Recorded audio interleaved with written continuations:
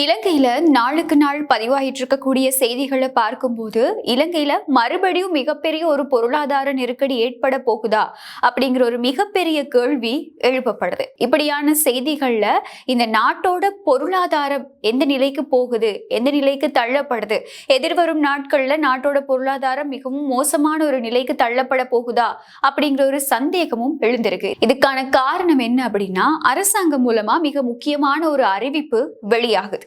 அது என்னன்னா, இறக்குமதி செய்யப்படக்கூடிய வாகனங்களுக்கு 50% மேலதிக வரி விதிக்கப்படும் அப்படின்னு அரசாங்கம் மூலமா மிக முக்கியமான ஒரு அறிவிப்பு வெளியாகுது. இப்படி 50% மேலதிக வரி விதிக்கப்பட்டதுனால குறைந்தது வாகனங்களோட விலை அப்படிங்கிறது 1.5 மில்லியன் ரூபாவால அதிகரிக்கிறதுக்கான வாய்ப்புகள் இருக்கு அப்படின்னு வாகன இறக்குமதியாளர்கள் சங்கம் இப்போ தெரிவிச்சிருக்காங்க. ஏற்கனவே இந்த வாகன இறக்குமதிக்கான வரி அப்படிங்கிறது 30% விதிக்கப்பட்டு இருந்தது. இப்போ அந்த 30%க்கும் மேலதிகமா 50% வரி அரசாங்கத்தால விதிக்கப்பட்டிருக்கு. துர்கா லட்சுமி வீடியோ கால் ஜோதிடம் எந்த பிரச்சனையாக இருந்தாலும் வீடியோ கால் மூலம் சரி செய்யப்படும். அனைத்து பிரச்சனைகளுக்கும் 11 நாட்களில் தீர்வு. இது நாட்டுல இப்ப இருக்கக்கூடிய சூழ்நிலையில மக்களுக்கு, அதாவது சாதாரண தர மக்கள்ல இருந்து நடுத்தரமான ஒரு வாழ்க்கையை வாழ்ந்துகிட்டு இருக்கக்கூடிய மக்கள் வரைக்கும் ஒரு மிகப்பெரிய இம்பாக்டை கொடுக்க போகுது அப்படிங்கிற விஷயம் மட்டும் தெளிவா தெரிய வருது. அது மட்டும் இல்லாம உலகளாவிய ரீதியில இருக்கக்கூடிய ஒவ்வொரு பொருளாதார சூழ்நிலைகள் காரணமா டாலரோட பெறுமதி அதிகரிச்சுக்கிட்டே போகுது. இதனால ரூபாவோட பெறுமதி குறைவடையுது. இப்படியான பின்னணியில அமெரிக்காவுக்கும் ஈரானுக்கும் இடையில நடந்துகிட்டு இருக்கக்கூடிய பதட்டமான நிலைமை, இந்த போர் சூழ்நிலையுமே இன்னும் தணியாத காரணத்தினாலையும், இன்னும் அந்த பகுதியில ஒரு விதமான பதட்டம் நிலவிக்கிட்டு இருக்கிறதுனாலையும் எரிபொருள் விலையும் உலகளாவிய ரீதி அதிகரிச்சுக்கிட்டே போகுது. கச்சா எண்ணெயோட விலை நாளாந்தம் அதிகரிச்சுக்கிட்டே போறதுனால இலங்கை உட்பட பல ஆசிய நாடுகள்லையும் இந்த எரிபொருள் விலைகளும் அதிகரிச்சுக்கிட்டே போகுது. அதே மாதிரி நேற்றைய தினம் இன்னும் ஒரு முக்கியமான விலையேற்றம் பதிவாகுது. அது என்ன அப்படின்னா, இலங்கையில முட்டை மற்றும் கோழி இறைச்சியினுடைய விலை அதிகரிக்கப்படலாம் அப்படிங்கிற ஒரு தகவல் வெளியிடப்படுது. உற்பத்தியாளர்கள் சங்கம் மூலமா இந்த தகவல் வெளியாகுது. நாளடைவுல இந்த விலையேற்றம் பதிவாகும் அப்படிங்கிற எதிர்பார்ப்புகளும் இப்போ இருக்கு. இப்படி இலங்கையில நாளாந்தம் விலையேற்றங்கள் பதிவாகிட்டே போகுது. இந்த மாதிரியான ஒரு சூழ்நிலையில பொதுமக்கள், அதாவது சாதாரண தரத்துல இருந்து ஒரு நடுத்தரமான வாழ்க்கையை வாழ்ந்துகிட்டு இருக்கக்கூடிய மக்கள் இந்த விலையேற்றத்துக்கு எப்படி முகம் கொடுக்க போறாங்க, எப்படி சமாளிக்க போறாங்க அப்படிங்கிற ஒரு மிகப்பெரிய கேள்வியும் இந்த இடத்துல முன்வைக்கப்படுது. நாட்டுல ஒரு பக்கம் விலையேற்றம் பதிவாயிட்டு இருக்கக்கூடிய ஒரு சந்தர்ப்பத்துல பல நிறுவனங்களோட இழப்பீடுகளும் அதிகரிச்சுக்கிட்டே போகுது. ஒரு பக்கம் இலங்கையிலிருந்து அமெரிக்காவோட அஞ்சல் திணைக்களத்துக்கு அனுப்பப்பட்ட பணம் மோசடியாக இருக்கு அப்படிங்கிற ஒரு தகவல் அரசாங்கம் மூலமா வெளியிடப்பட்டிருந்தது. அது எல்லாத்தையுமே தாண்டி மிக முக்கியமா ஆஸ்திரேலியாவுக்கு அனுப்ப வேண்டிய பணம் இலங்கையினுடைய திரைசேரி மூலமா மோசடி செய்யப்பட்டிருக்கு, திருடப்பட்டிருக்கு அப்படிங்கிற ஒரு தகவல் வெளியாகி ஒரு திரைசேரி அதிகாரி தற்கொலை செஞ்சு கொள்ளக்கூடிய அளவுக்கு இந்த பிரச்சனை தீவிரம் அடைஞ்சது. இப்போ இந்த ரெண்டு விஷயங்கள் தொடர்பாகவும் விசாரணைகள் தீவிரப்படுத்தப்பட்டு இருக்கு. இப்படியான பின்னணியில ஏற்கனவே ஏர்பஸ் ஊழல் வழக்குல ஒரு மிகப்பெரிய சிக்கலை சந்திச்சிட்டு இருக்கக்கூடிய ஏர்லைன்ஸ் நிறுவனம் இன்னும் 2 மிகப்பெரிய மோசடிகளை சந்திச்சிருக்கு, மிகப்பெரிய இழப்பையும் சந்திச்சிருக்கு. இந்த 2 இழப்பீடுகளும் என்ன அப்படின்னா, துபாயில இருக்கக்கூடிய ஒரு இமெயில் ஹேக்கிங் மூலமா நடந்திருக்கு. இந்த இமெயில் ஹேக்கிங் மூலமா கிட்டத்தட்ட 8 கோடி ரூபாய் திருடப்பட்டிருக்கு அப்படிங்கிற ஒரு தகவல் வெளியாகி இருக்கு. அது மட்டும் இல்லாம இந்தியாவோட சென்னையில இருக்கக்கூடிய ஏர்லைன்ஸோட ஊழியர்கள் சில பேர் மோசடி செஞ்சதுனால கிட்டத்தட்ட 22 மில்லியன் ரூபாய் நஷ்டம் ஏற்பட்டிருக்கு அப்படிங்கிற ஒரு தகவலும் இப்போ வெளியாகி இருக்கு. ஏற்கனவே பாராளுமன்ற உறுப்பினர் தயாசிரி ஜெயசேகர் ஸ்ரீலங்கன் ஏர்லைன்ஸுக்கு இந்த மாதிரி ஒரு 8 கோடி ரூபாய் மோசடி நடந்திருக்கு அப்படிங்கிற ஒரு தகவலை மிக அண்மையில வெளியிட்டு இருந்தாரு. இப்படி இந்த தகவல் அவர் வெளியிட்டிருக்கக்கூடிய பின்னணியில தான் ஸ்ரீலங்கன் ஏர்லைன்ஸ் இப்போ உத்தியோகபூர்வமா இதை உறுதிப்படுத்தி இருக்காங்க. ஆமா, 8 கோடி ரூபாயும் இழப்பீடு நடந்திருக்கு, மோசடி நடந்திருக்கு. அது மட்டும் இல்லாம இந்த மாதிரி இந்தியாவோட சென்னையிலையும் எங்களுடைய ஊழியர்கள் சில பேரால 22 மில்லியன் ரூபாவுக்கும் ஒரு மோசடி நடந்திருக்கு அப்படின்னு சொல்லி அவங்களுடைய தரப்புல இருந்து ஒரு ஒபிஷியல் ஸ்டேட்மெண்ட்டை வெளியிட்டு அவங்க இதை உறுதிப்படுத்தி இருக்காங்க. முதல்ல இந்த துபாயில நடந்த திருட்டு என்ன, துபாயில எப்படி ஹேக்கர்ஸ் கிட்ட பணம் போச்சு அப்படிங்கிற விஷயத்த பார்த்தோம் அப்படின்னா, அதுக்கு ஸ்ரீலங்கன் ஏர்லைன்ஸ் என்ன விளக்கம் கொடுத்திருக்காங்க அப்படின்னா, ஸ்ரீலங்கன் ஏர்லைன்ஸ் நிறுவனத்தோட சர்வீஸ் ப்ரொவைடர், அதாவது துபாயில் இருக்கக்கூடிய ஒரு நிறுவனத்துக்கு, அது எந்த நிறுவனம் அப்படிங்கிற பெயரை ஸ்ரீலங்கன் ஏர்லைன்ஸ் எந்த ஒரு இடத்துலையுமே குறிப்பிடல, செய்திகள்லையுமே எங்கேயுமே வெளியாகி இருக்கல. எது எப்படி இருந்தாலும் கூட ஸ்ரீலங்கன் ஏர்லைன்ஸ் நிறுவனத்தோட துபாயில் இருக்கக்கூடிய ஒரு சர்வீஸ் ப்ரொவைடருக்கு இவங்க பணம் கொடுக்க வேண்டியது இருந்திருக்கு. அப்போ ஸ்ரீலங்கன் ஏர்லைன்ஸ் மூலமா இந்த பணம் அனுப்பப்பட வேண்டிய அந்த நிறுவனத்தோட இமெயில ஹேக்கர்ஸ் மூலமா ஹேக் செய்யப்பட்டிருக்கு. ஹேக்கர்ஸ் இந்த இமெயில ஹேக் பண்ணதுக்கு அப்புறமா ஸ்ரீலங்கன் ஏர்லைன்ஸுக்கு வேற ஒரு பேங்க் அக்கௌண்ட் அனுப்புறாங்க. அதாவது அந்த சர்வீஸ் ப்ரொவைடரோட பேங்க் அக்கௌண்ட் இல்லாம அந்த சர்வீஸ் ப்ரொவைடரோட இமெயில ஹேக் பண்ணி ஹேக்கர்ஸ் மூலமா ஸ்ரீலங்கன் ஏர்லைன்ஸ் நிறுவனத்துக்கு மோசடியான ஒரு பேங்க் அக்கௌண்ட் மெயில் மூலமா அனுப்பப்படுது. அப்போ ஸ்ரீலங்கன் ஏர்லைன்ஸ் நிறுவனம் என்ன பண்றாங்க அப்படின்னா, இந்த சர்வீஸ் ப்ரொவைடருக்கு அந்த ஹேக்கர்ஸ் அனுப்பின பேங்க் அக்கௌண்ட்டுக்கு இந்த பணத்தை அனுப்புறாங்க. இதுதான் மோசடியான முறையில அனுப்பப்பட்டிருக்க பணம் அப்படின்னு சொல்லப்படுது. இது சின்ன அமௌண்ட் கிடையாது. 8 கோடி ரூபாய் இந்த மாதிரி தவறான ஒரு வங்கி கணக்குக்கு ஸ்ரீலங்கன் ஏர்லைன்ஸ் நிறுவனம் மூலமா அனுப்பப்பட்டிருக்கு. இது ஸ்ரீலங்கன் ஏர்லைன்ஸோட எந்த விதமான தவறும் கிடையாது. துபாயில் இருக்கக்கூடிய அந்த சர்வீஸ் ப்ரொவைடரோட இமெயில் ஹேக் பண்ணப்பட்டதுனால, அந்த தரவுகள் தவறா இங்க அனுப்பப்பட்டதுனால ஒரு நடந்த மிஸ்டேக் தான் அப்படின்னு சொல்லப்படுது. அப்ப இந்த 8 கோடி ரூபாயும் ஹேக்கர்ஸ் கிட்ட போயிருக்கு அப்படிங்கறத ஸ்ரீலங்கன் ஏர்லைன்ஸ் இப்போ உறுதிப்படுத்தி இருக்காங்க.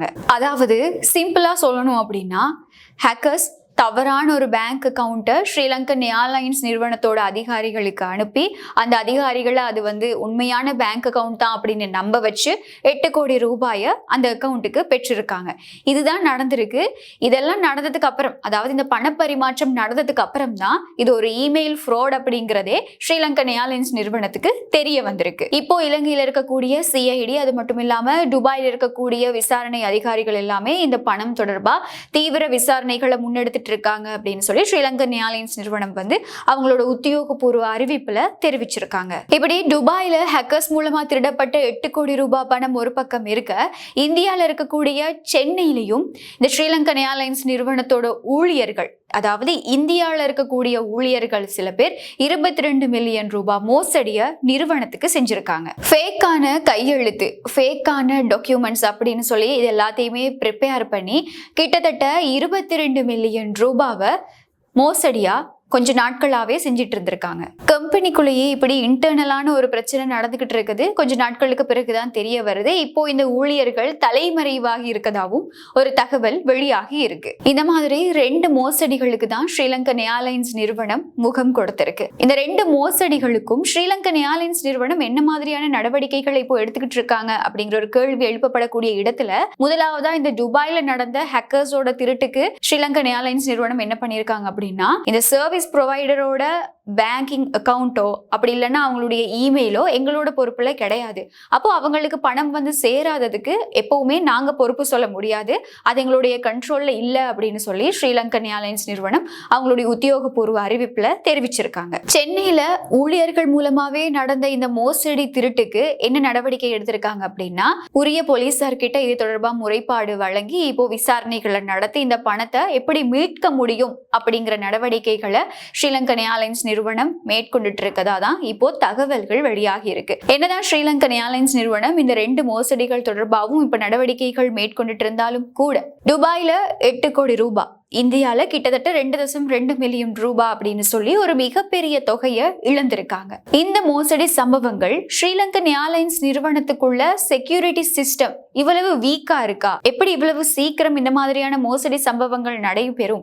இவ்வளவு கேர்லெஸ்ஸா எப்படி இருந்திருக்காங்க அப்படின்னு சொல்லி ஒரு மிகப்பெரிய கேள்வியை எழுப்புது. இப்படியான பின்னணியில தான் இலங்கையோட அரசாங்கம் ஆரம்பத்துல தேர்தல் பிரச்சாரங்கள்ல பல வாக்குறுதிகளை வழங்கி இருந்தாங்க. எல்லாருக்குமே நல்லா ஞாபகம் இருக்கும். இப்போ ஜனாதிபதியா இருக்கக்கூடிய ஜனாதிபதி அனுரகுமார திசாநாயக்க அவர்கள் அப்போ ஜனாதிபதி வேட்பாளராக இருக்கக்கூடிய சந்தர்ப்பத்துல பல வாக்குறுதிகள் மக்களுக்கு வழங்கப்பட்டது. நாட்டுல ஊழல் நடக்காது, மோசடிகள் நடக்காது, மக்களுடைய வரி பணம் தேவையில்லாம சுரண்டப்படாது அப்படிங்கிற ஒரு மிகப்பெரிய வாக்குறுதி மக்களுக்கு வழங்கப்பட்டது. மக்களுக்கும் ஞாபகம் இருக்கும், நிச்சயமா ஜனாதிபதி அவர்களுக்கும் ஞாபகம் இருக்கும்.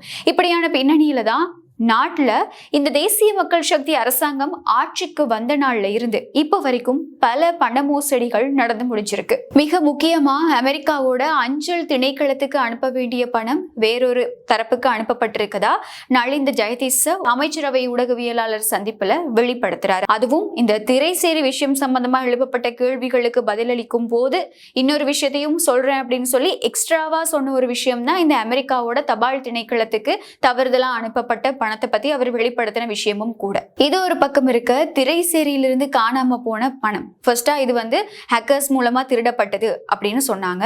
இப்போ போக போக அது தொடர்பாகவும் பல தகவல்கள் வெளியாகிட்டு இருக்கு, விசாரணைகளும் நடந்துகிட்டு இருக்கு.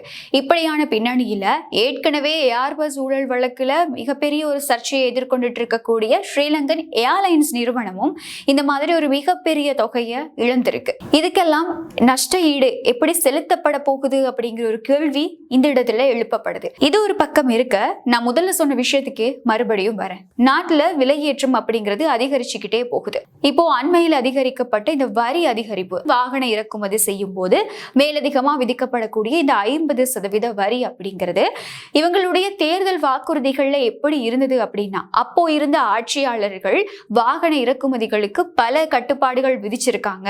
அப்போ நாங்க ஆட்சிக்கு வந்ததுக்கு அப்புறமா உங்களுக்கான காரை, உங்களுக்கான வாகனத்தை நீங்க ரொம்பவே குறைஞ்ச விலையில எடுத்துக்க முடியும். அதாவது சாதாரண தரத்துல இருந்து நடுத்தர வாழ்க்கை வாழக்கூடிய ஒருத்தருக்கும் கூட இப்படி ஒரு வாகனத்தை வாங்கி உபயோகிக்க முடியும், பயன்படுத்த முடியும் அப்படிங்கிற மிகப்பெரிய ஆசைகளையும் மக்களுக்கு வழங்கி இருந்ததை யாரும் மறக்க மாட்டாங்க. இப்படியான பின்னணியில தான் இந்த அரசாங்கம் ஆட்சிக்கு கிட்டத்தட்ட 2 வருடங்கள் முழுமையா பூர்த்தி அடையாத ஒரு சந்தர்ப்பத்துல மறுபடியும் வரிகள் அதிகரிக்கப்படுது, மோசடிகள் நடக்குது, ஊழல்கள் நடக்குது, விலையேற்றம் அப்படிங்கிறது மக்களுக்கு தாங்கிக்க முடியாத அளவுக்கு அதிகரிச்சுக்கிட்டே போகுது.